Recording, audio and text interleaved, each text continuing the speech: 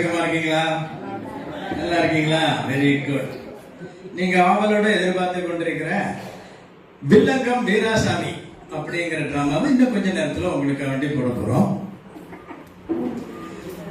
அதுக்கு முன்னால ஒரு சின்னமா அதை பத்தி ஒரு கதை என்னங்கிறத சொல்லிடுறேன். ஒரு சின்ன கிராமம். இந்த கிராமம் எப்படின்னா அங்க ஒரு ஹோட்டலோ லாட்ஜோ அந்த மாதிரி எதுவுமே கிடையாது. ஒரு சின்ன கிராமம். யாராவது வந்து தங்கணும்னாலும் ஏதாவது ஒரு வீட்டுல ஒரு நாள் வாடகைக்கு வாங்கிட்டு அப்படி தங்க முடியும். அதே மாதிரி தான் ஹோட்டல்னு கிடையாது. சில வீடுகளில் ஏதாவது சிற்றுண்டி இருக்கும், அதை சாப்பிட்டு போனோம். அந்த மாதிரி ஒரு சின்ன கிராமம். அந்த கிராமத்துல தான் நம்ம வீராசாமி ஐயா இருக்காரு. அவரும் அவர் மனைவி கமலாவும் இருக்காங்க. அவங்களுக்கு குழந்தை செல்வம் இல்லை. அவர் ஒரு பலசரக்கு கடை வச்சிருக்காரு.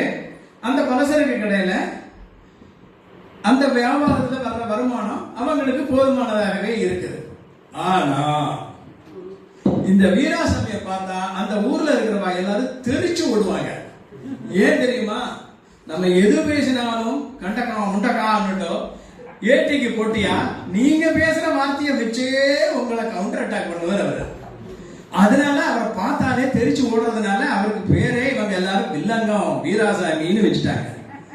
அவர் மனைவி கமலா ரொம்ப வருத்தப்படுறான். ஐயோ இவர் இப்படி இருக்காரே, இவரை திருந்த மாட்டாரான்னுட்டு. சோ இப்ப என்னன்னாக்கா அவங்க திருந்துறாரா? அதுக்கு முன்னால இந்த வீராசாமி என்ன மாதிரி மக்களாட்டம் நடக்கிறாரு, அவருடைய திருவிளையாடல்கள் என்ன அப்படிங்கிறத காமிக்க போறோம். வழக்கம் போலவே நான் இப்பொழுதும் சொல்லுகிறேன், உங்களுடைய கரவொலி தான் எங்களுக்கு டானிக். சோ உடனுக்குடன் ரசித்து எங்களுக்கு ஆதரவு கொடுங்க. ஓகே. காட்சி 1. இடம் கடைவீதி. கதாபாத்திரங்கள் பக்கத்து ஊர் பார்த்திபன், வீராசாமி, உள்ளூர் வழிபோக்கன்.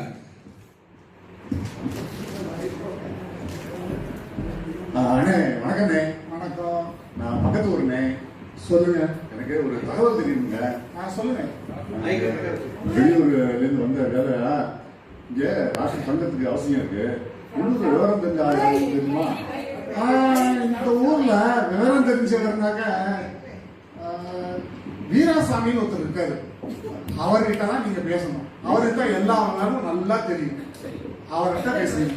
எங்க பாக்குறாங்க அவரை? அதுவும் இந்த பிரவுன் கலர் சட்டை போட்டுட்டு ஒருத்தர் வராரு, அவர் தான் வீராசாமி. ஓ அப்படிங்களா? ஆனா ஒண்ணுங்க, அவர்கிட்ட நீங்க பேசும்போது விவரமா பேசணும். இல்லைன்னா உங்க கதை அதோ கதை தான். பாத்துக்கங்க. அதையும் பார்க்கலாம்.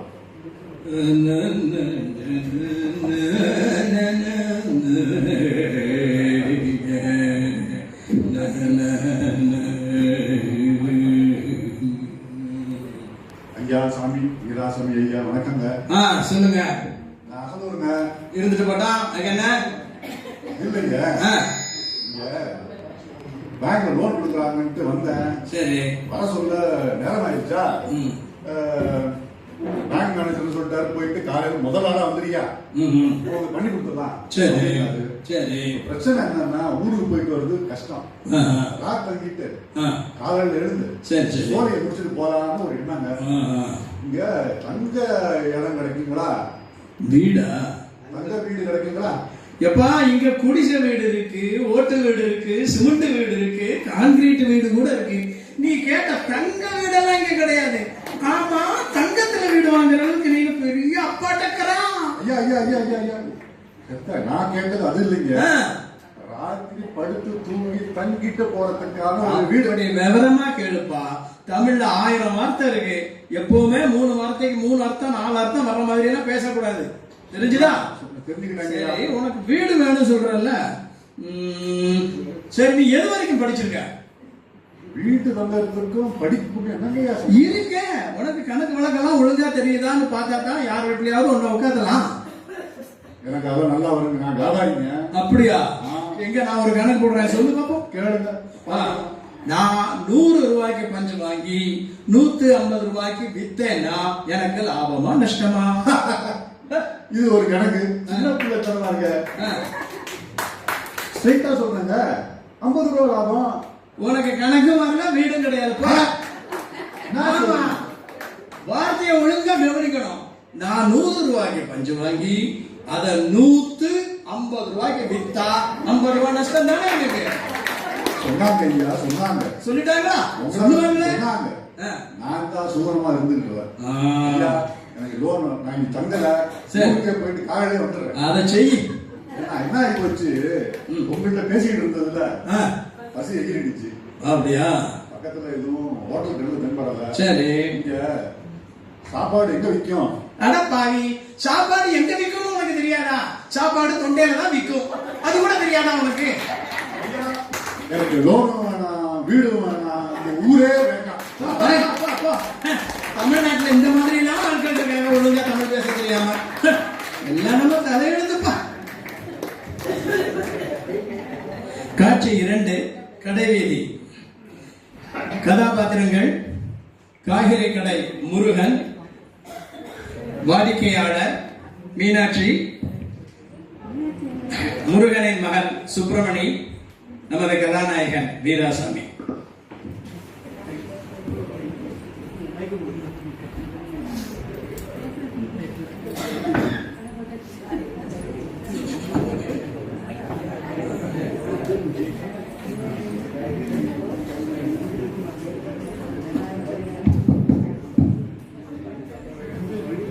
என்ன சுப்பிரமணி, சௌக்கியமா இருக்கியா?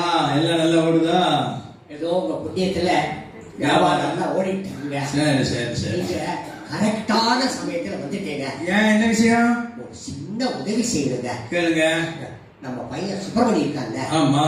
கல்லூரி ஃபீஸ் கட்டுறதுக்காக பக்கத்து தெருவுக்கு போயிருக்கான். இன்னும் வரல. சரி. அவனை போய் இட்டாந்து வந்துடுறீங்க. அப்படியா? கொஞ்சம் கடையை பாத்துக்கிறீங்களா? கல்லூரிக்கு ஃபீஸ் கட்டுறதுக்கு அவன் ஏன் பக்கத்து தெருவுக்கு போறான்? கல்லூரிக்கு தானே போனோம். அந்த பக்கம் போயிட்டு அங்கங்க சுத்திட்டு இருப்பாங்க. அதான் பார்த்து கூட்டிட்டு வந்துடலாம்னு பார்த்தேன். சரி, நான் என்ன செய்யணும்? உபகாரம் என்னன்னா, எல்லா காய்கறியும் வாங்கி வச்சிருக்கேங்க. சரி, யாராவது வந்தா நான் கொடுத்துக்கிடுறேன். இருங்க. ஆனா 40 ரூபாய் போல விலைக்கு கம்மியா கொடுக்கவே கூடாது. சரிங்களா? கிலோ 40 ரூபாயா? எல்லாமே வா. எல்லாமே எதை எடுத்தாலும் 40 ரூபாங்க. சரி சரி சரி, கவலைப்படாதீங்க. நான் வியாபாரம் பண்றேன். நானும் வியாபாரி தானுங்களா? சந்தோஷமுங்க. சரி.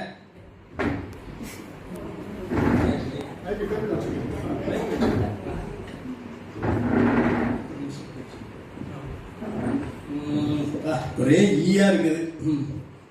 ஏனுங்க கடைக்காரர் இல்லீங்களா? ஆள் இல்லையா? ஆள் இல்லைங்க. ஆளா? ஏன் என்ன பார்த்தா மாடு மாதிரி தெரியுதாக்கும்? நான் ஆள் இல்லையாக்கும்? அப்படியே கோச்சுக்காதுங்க. ஆ. இந்த கடையில உட்கார்ந்து பாரு முருகன், அவர் இல்லையா கேட்டேங்க. உங்களுக்கு என்ன வேணுங்க? கடைக்காரர் வேணுமா, காய்கறி வேணுமா? காய் தாங்க வாங்கணும். வாங்குங்க. வாங்கலாம்னு வந்தேன். கிலோ சரி. என்ன விலை சொல்லுங்க. கத்திரிக்காயா கிலோ 40 ரூபா. ஐயோ, என்ன இவ்வளவு விலை சொல்றீங்க? கொஞ்சம் குறைச்சு கொடுத்தீங்கன்னா ஒரு 2 கிலோ வாங்கலாம்னு நினைச்சீங்க. ஆமா, குறைச்சு கொடுத்தா 2 கிலோ வாங்குவேன் நீங்க, கடிச்சு கொடுத்தா 3 கிலோ வாங்குவேன் நீங்க. குறைச்சு கொடுத்தா வாங்குவீங்களா? கண்டிப்பா வாங்குவேங்க. சரி, அப்ப குறைச்சு தரேன், வாங்கிடுங்க. என்ன இருக்கு? நீங்க தானே சொன்னீங்க குறைச்சு கொடுத்தா வாங்குவேன். நான் குறைச்சுட்டேன், வாங்குங்க. நான் அப்படி சொல்லலைங்க. காய்கறி விலையை கழிப்பா சொன்னேன். ஒழுங்கா சொல்லணும். இப்போ ஐயோ என்னாச்சுங்க என்னாச்சுங்க? இந்த அம்மா குறைச்சு கொடுத்தா நான் 2 கிலோ வாங்குவேன். நான் கஷ்டப்பட்டு குறைச்சு கொடுத்தேன், அப்படியும் அவங்க வாங்க மாட்டேங்கிறாங்க. ஐயா முருகன் போறேன்பா, உன் கடையில காய் வாங்க வேண்டாம், ஒண்ணு வேண்டாம். நல்ல ஆளை பார்த்து வில்லங்க வீராசாமி உட்காந்து வச்சிருக்கீங்க. வேணவே வேணாம். ஐயோ, வியாபாரத்தை கடிச்சிட்டீங்களே. ஒரு நல்ல வாடிக்கையாளர் வந்து அவங்களையும் போச்சுட்டீங்களே ஐயா. இந்த மாதிரி தமிழ் தெரியாதவங்களுக்கு நீ ஒன்னும் வியாபாரம் பண்ண வேண்டாம், தெரிஞ்சுதா? ஒழுங்கா தமிழ்நாட்டுல இருந்துட்டு ஒழுங்கா தமிழ் பேசணும். என்ன சுப்பிரமணி, எப்படி இருக்க? நல்லா இருக்கியா? நல்லா படிக்கிறியா? உங்க அப்பா மாதிரி காய்கறி கடையிலே உட்காந்துறாத. நல்ல MBBS எல்லாம் படிச்சு பெரிய இன்ஜினியரா வரணும்னா. சரி சரி சரி சரி. அப்பா, நான் வந்து இவரோட நான் போய் கடத்தருக்கு போயிட்டு முடி வெட்டிட்டு வரேன். முடி வெட்ட போறியா? என்னப்பா முடி வெட்ட போற? இந்த தொழில் வர ஆரம்பிச்சிட்டியா? நீங்க தான் அவரை கேட்கணும். ஐயோ, எத்தனை பேருக்கு ஒரு நாளைக்கு முடி வெட்டுவ? ஐயோ, இவர்கிட்ட வாய் கொடுக்காதேன்னு கேட்டேங்க. அவன் முடி வெட்டலைங்க, அவன் முடி வெட்டறதுக்கு போறாங்க. வெட்டிக்க போறான். ஒழுங்கா தமிழ் பேச தெரியாது. என்னப்பா இந்த காலத்துல. சரி, நான் டாக்டர் கிளம்பிக்கிட்டு இருக்கேன். சரி வாங்க.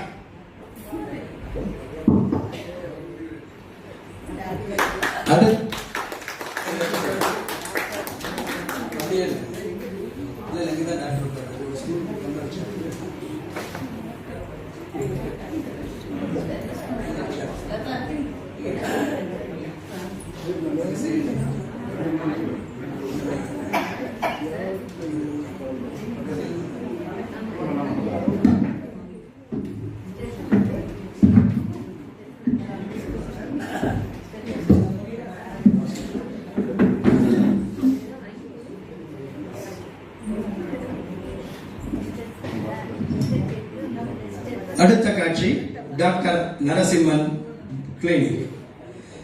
கதாபாத்திரங்கள் டாக்டர் நரசிம்மன் மற்றும் வீராசாமி.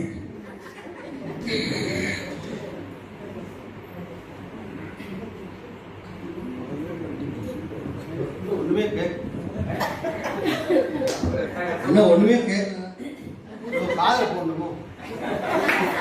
ஐயோ ஐயா ஐயா ஐயா.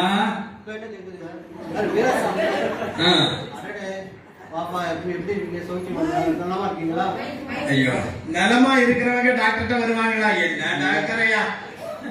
என்னாச்சு? எனக்கு கொஞ்சம் 2 நாளா லைட்டா வயிற்று வலிக்குது, லேசா வயிற்று வலிக்குது. அதிகம் ஆயிடக்கூடாதுங்கிறதுனால தான் உங்களை பார்த்துட்டு போறோம். என்ன சாப்பிட்டீங்க? நான் வந்து எங்கேயுமே வெளியில சாப்பிடுறது இல்ல, வீட்டுல தான் சாப்பிட்டேன். கரெக்டா ரசஞ்சாதம், பருப்பு சாதம் அந்த மாதிரி தான் சாப்பிடுவேன். நான் ரொம்ப ஹெவியா தான், ரொம்ப அதிகமாக செக் பண்ணிடுவோம். சரி.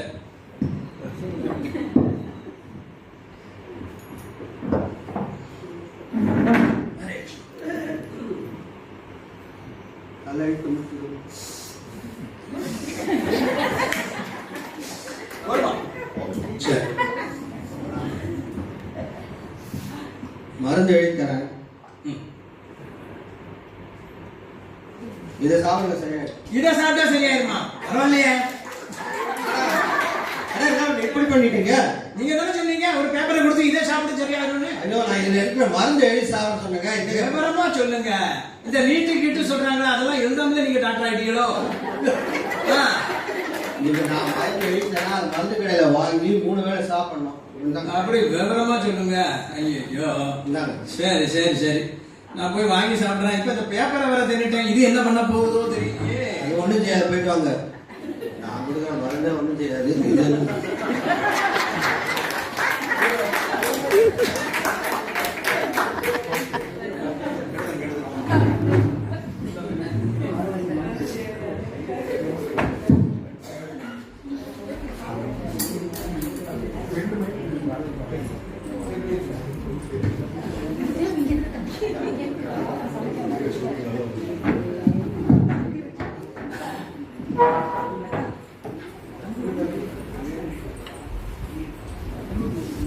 அடுத்த காட்சி வீராசாமியின் வீடு. கதாபாத்திரங்கள் வீராசாமி, அவர் மனைவி கமலா, அவரது தம்பி கிஷோர்.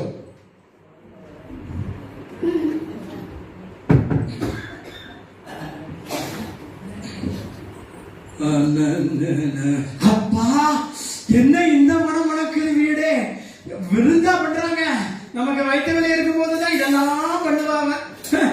கேப்போம், என்னடி நீங்க என்ன விசேஷம், ஏன் இப்படி எல்லாம் பண்ற, அமக்கலம் பண்ற? ஒண்ணும் விசேஷம் இல்லைங்க, ஒரு அமக்கலம் இல்ல. என் தம்பி ஊர்ல இருந்து வரான். ஆமா, பெரிய அமெரிக்கால இருந்து வரான். அடுத்த ஊர்ல இருந்து வரான். எங்க வீட்டுக்காரங்க வந்தாங்களே, உங்களுக்கு பிடிக்காது? சரி சரி சொல்லு. பாருங்க, நான் வந்து ஒரு வடை பாயசம் தான் பண்றேன். சரி, ஒண்ணும் இல்ல. எங்க போறீங்க? கொஞ்சம் கிச்சன்ல கொஞ்சம் ஹெல்ப். எனக்கு சமையல்லாம் தெரியாது, என்ன கூப்பிடாத, நான் வரல. நீங்க பிரமாதமா ஒண்ணும் பண்ண வேண்டாம். சரி, அடுப்புல பாயசம் போயிட்டு இருக்கு, அது ஏன் மட்டும் இறக்கி வச்சிருக்கேன். கூப்பிடாத, அது எனக்கு வரும். நான் அதுக்குள்ள அப்பளம் பொரிச்சிடுறேன். சரி பாப்பா தம்பி.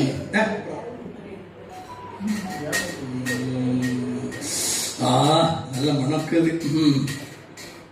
நல்ல கொதி வந்தாச்சு. கமலா சொன்ன மாதிரி ஏலம் போட்ட வேண்டியதான். பாயாசம் 1 தரம், பாயாசம் 2 தரம், பாயாசம் 3 தரம். நீ தானே சொன்ன ஏலம் போட்டு இறக்க சொல்லி, அதான் ஏலம் போட்டேன். பாயாசத்துல ஏலத்தை போட்டு இறக்கி வைக்க சொன்னீங்க. ஏலக்காய விவரமா சொல்லணும். என்ன தமிழும் தெரியாதா?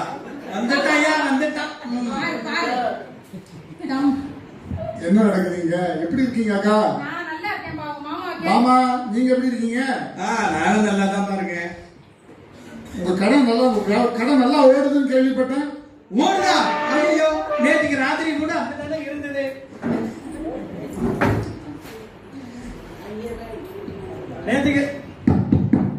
நேற்றுக்கு ராத்திரி கூட அதே இடத்துல தானே இருந்தது. ஓடிடுச்சா?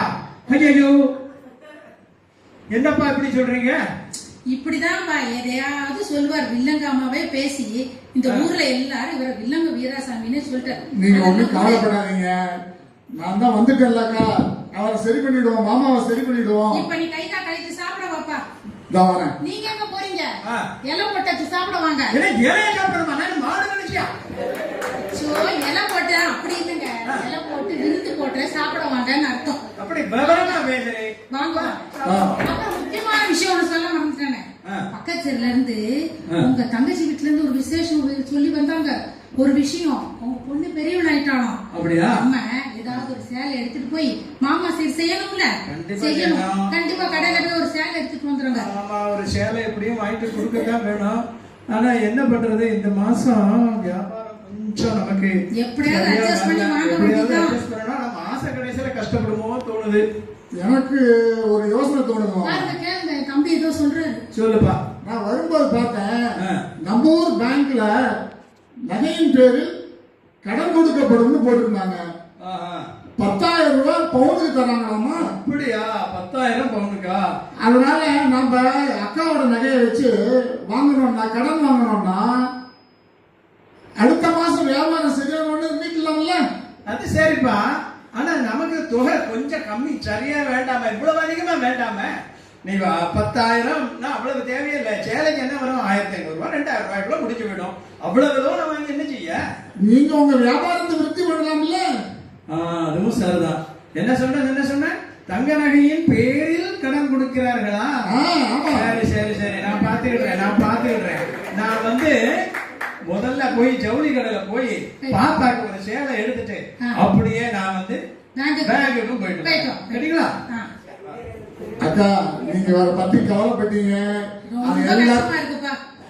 எல்லாத்தையும் இன்னைக்கு சாயங்காலம் சரியாக்கிடுவோம். நீங்க பாருங்க. நீ தான் ஏதாவது செஞ்சு சரி பண்ணணும்ப்பா. சரி பண்ணிடுவோம். ரொம்ப கவலையா இருக்கு. இதான், இது நான் கட்டுறேன்.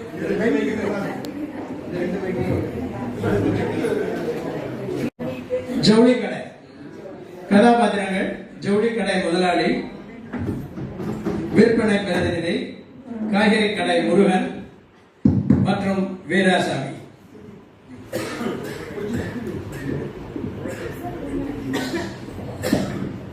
என்னப்பா முருகா, சௌக்கியமா? என்ன ஜவுளி கடைக்கு வந்திருக்கேன்? உங்க புண்ணியத்துல எல்லாம் இருக்கீங்க. நான் போய் ஜவுளி கடைக்கு போலான்னு தான் வந்தேங்க. அதான் என்ன விஷயம்? என்ன? நம்ம பையன் சுப்பிரமணியம் இருக்கான்ல, ஆமா. அவங்க வந்து பெருமுடா பகோடா அப்படின்னு ஏதோ முட்டி கீழே போட்டு தின்னானுங்க. அதனால நம்ம தமிழ் கலாச்சாரப்படி ஒரு நல்ல 4 மணி வேட்டி வாங்கினான்னு வந்தேனுங்க. அதுவும் சரிதான். நமக்கு தங்கச்சி மக சடங்கா இருக்கால, அதுக்கு ஒரு சேலை எடுக்கலான்னு வந்தேன். அது நல்லது தானுங்களே. வாங்க போலாம், நம்ம கடைக்கு போலாம். வாங்கய்யா வாங்க. என்ன வில்லங்கமா கூப்பிடுறீங்க? நல்லா இருக்கீங்க ஐயா? ஐயா வணக்கம். கூப்பிடுங்க. அம்மா, கடையில ஜரி எடுக்க வந்திருக்காங்க. அவங்களுக்கு என்ன பிடிச்சிருக்கோ, என்ன சொல்லி கேட்கறாங்களோ அதை எடுத்து கொடுக்கணும். சரிம்மா, ஒரு 1000 ரூபாய் ரேஞ்சில ஏதாவது ஒரு சேலையை காட்டி பார்ப்போம். நல்லா இருக்கா? இது நல்லா இருக்குதா?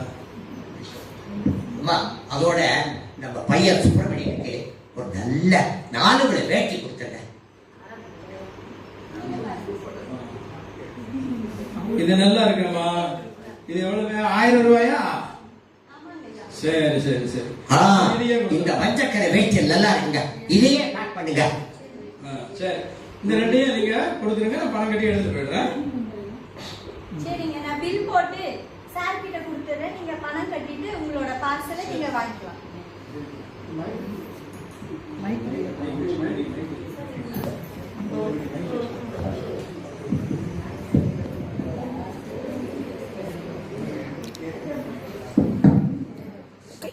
இந்தாங்கய்யா 1000 ரூபாய், நான் எடுத்துடுறேன்.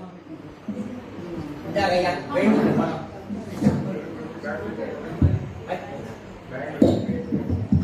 ஐயா, இதுல புடவை இருக்குங்க. நான் வாங்கினது வேட்டிங்க.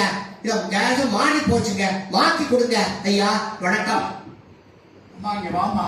சொல்லுங்க ஐயா. இந்த பார்சலை அதை போறாரு அவர்கிட்ட கொடுத்துட்டு அதை வாங்கிட்டு இருக்கோம். ஐயா, வீராசாமி ஐயா, சொல்லுமா. நில்லுங்க, வேட்டி அவுதுங்க. எங்கப்பா? எங்க? சரியா பாருங்க, வேட்டி அவுதுங்க. இதெல்லாம் பெல்ட் எல்லாம் போட்டுருக்கேன், வேஷ்டி எல்லாம் அவ்வளவு எனக்கு. இல்லைங்க ஐயா, அவரோட பார்சல் வந்து மாறிடுச்சுங்க. அப்படி வேணும்னா சொல்லுமா, படிச்சா ஒண்ணுதானே. இப்படி எனக்கு சொன்னாங்க வேட்டியை வருதுங்க அப்படியே வந்து நெஞ்சு வழியே வந்துருச்சுங்க. இந்த அவங்க வைக்கிறீங்க அப்படி எனக்கு அந்த சேலை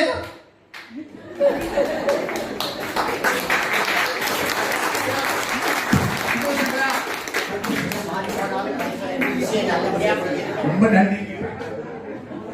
ரொம்ப நன்றிங்க ஐயா.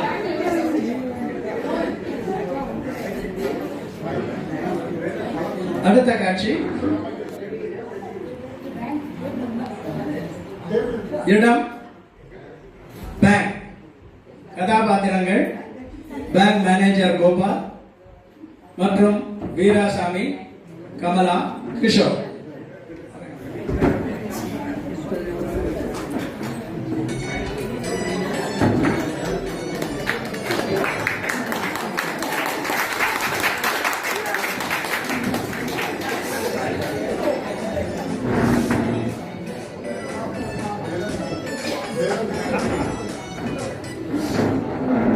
இது வந்து வேலன் பேங்க். நான் வேலன் பேங்கோட மேனேஜர்.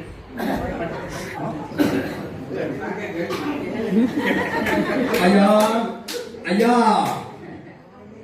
வாங்க வாங்க. சேவிங்ஸ் தான் பண்ணணுமா?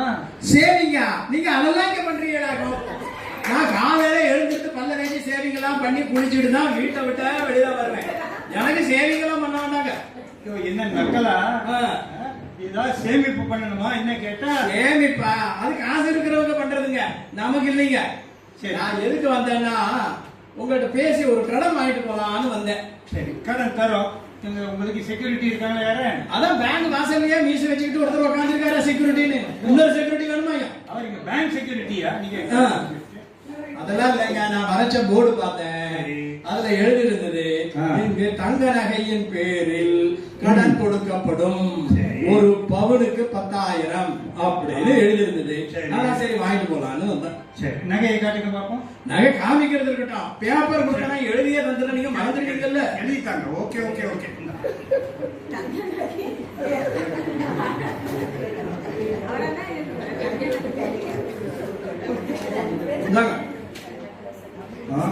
என்ன என்ன எழுதிருக்கீங்க? 5 பவுன் கழுத்து செயின். ஆமா, அதுதான் அது பேருங்க, கழுத்து செயின். நீங்க எழுதிருக்கீங்கல்ல, தங்க நகையின் பேரில் கடன் கொடுக்கப்படும். அந்த நகையோட பேரு கழுத்து செயினுங்க.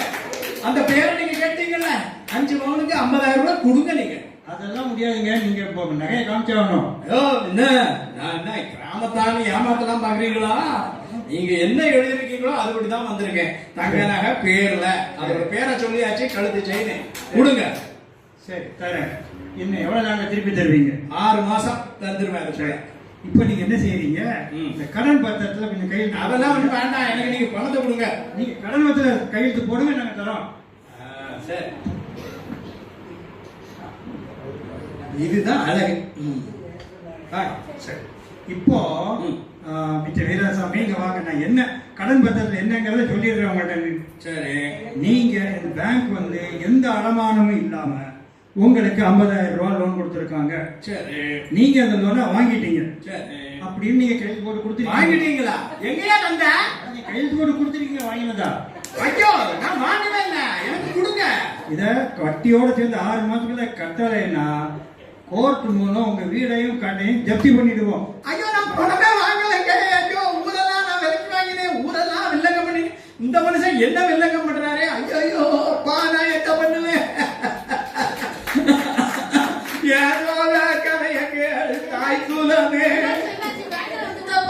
பாரு, நான் கழிந்த 1 பைசா தரல, கடனும் வட்டியும் சேர்த்து கொடுக்கணும். 6 மாசத்துக்குள்ள வீடை ஜப்தி பண்ணிடுவேன் அப்படிங்கிறது. என்ன சார் இது? அம்மா, உங்க கணவர் வந்து எங்கள் வங்கிக்கு 50,000 ரூபாய் கடன் பட்டிருக்காரு. எப்படி? இல்ல, ஒரு பணம் வாங்கல. ஒண்ணுமே வாங்கலன்றாரு. இல்ல போய் சொல்றாரு. 6 மாசத்துல கட்டலைன்னா நாங்க அதை ஜப்தி பண்ணி எங்களுடைய பணமும் வட்டியும் வசூலிச்சிருவோம். அச்சச்சோ. என்னப்பா? பாத்தியா கிஷோரே, என்னமா சொன்னீங்க நீ? கடைசியில பாரு, நான் பணம் வாங்காத பணத்துக்கு வட்டியோட நான் அசலை திருப்பி கொடுக்கணுமா? எனக்கு பாத்தீங்களா? தெரியல. பாத்தீங்களா மாமா, இதுக்குத்தான் எல்லாரும் எடுத்தறிஞ்சு பேசக்கூடாதுன்னு சொல்றது. இப்படி நீங்க எல்லாரையும் ஒவ்வொரு வார்த்தைக்கும் ஒவ்வொரு அர்த்தம் சொல்லி எல்லாரையும் போட்டு வாங்கிட்டு இருந்தீங்க. இப்ப எவ்வளவு பெரிய வில்லனம் ஆயிடுச்சு பாருங்க உங்களுக்கு. ஆயிடுச்சுப்பா, நான் இப்ப தெரிஞ்சுட்டேன். இப்போ புரியுதா உங்களுக்கு? எனக்கு நல்லா புரிஞ்சிருந்துப்பா, இனிமே நான் தெரிஞ்சுட்டேன். ஆனா என்ன செய்ய, பணம் போச்சே எனக்கு. நான் எப்படி பணம் கொடுப்பேன்? எப்பா, நீ ஏதாவது ஒரு வழி பண்ணுப்பா. சரி சரி, ஒண்ணும் பிரச்சனை ஒண்ணும் இல்ல. ஏன்? நாங்க எல்லாருமா சேர்ந்து நடத்தின நாடகம் தான் உங்களை திருத்தறதுக்கு. அப்படியா? ஆமா. ஆனா அவர் கையெழுத்து வாங்கிட்டாரு என்கிட்ட. இது என்னோட நண்பர் கோபால். அவர் எனக்காக இந்த நாடகத்தை நடத்தி அரங்கேற்றினாரு.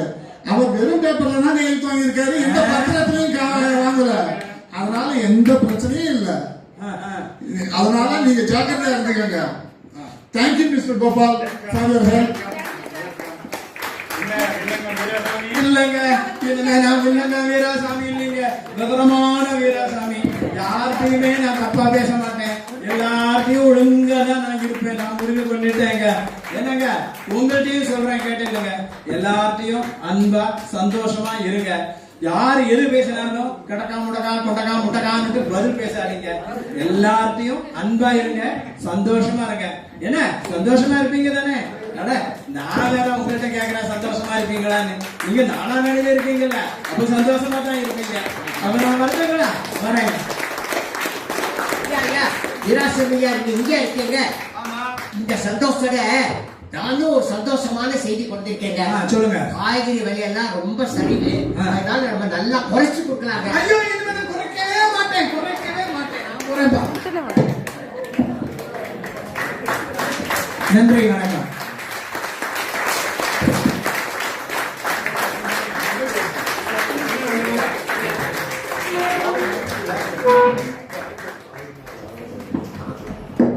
சென்டர்ல வாங்க எல்லாரும் ப்ளீஸ்.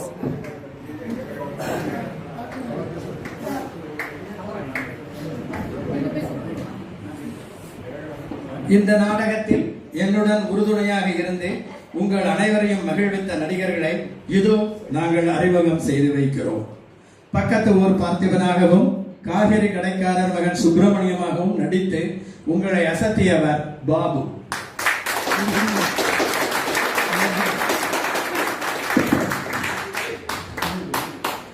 வில்லங்க வீராசாமியாக தொடங்கி விவேக வீராசாமியாக மாறியது கோவை கண்ணன். வீராசாமி மனைவியாக நவரச நாயகி லதா பாலகுமார். கமலாவின் தம்பி கிஷோராக அண்ணன் முரளி. காய்கறி கடைக்காரராகவே மாறிவிட்ட திரு வெங்கட்ராமன். பேரம் பேசி நொந்து போன காய்கறி கடை கஸ்டமர் சரஸ்வதி. வித்தியாச டாக்டர் நரசிம்மனாக பாலகுமார். ஜெகல்கடை முதலாளியாக லைன் ராஜகோபால்.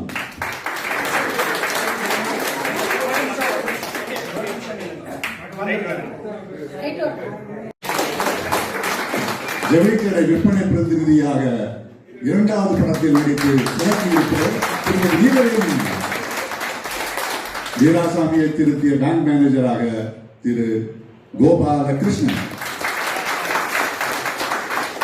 இந்த ஒரு நாடகத்தின் ஆக்கம், திரைக்கதை, வசனம், டைரக்ஷன் கோவை கண்ணன். ஒளி அமைப்பு நானா நானி பிரதீப் மற்றும் வீரவேணி.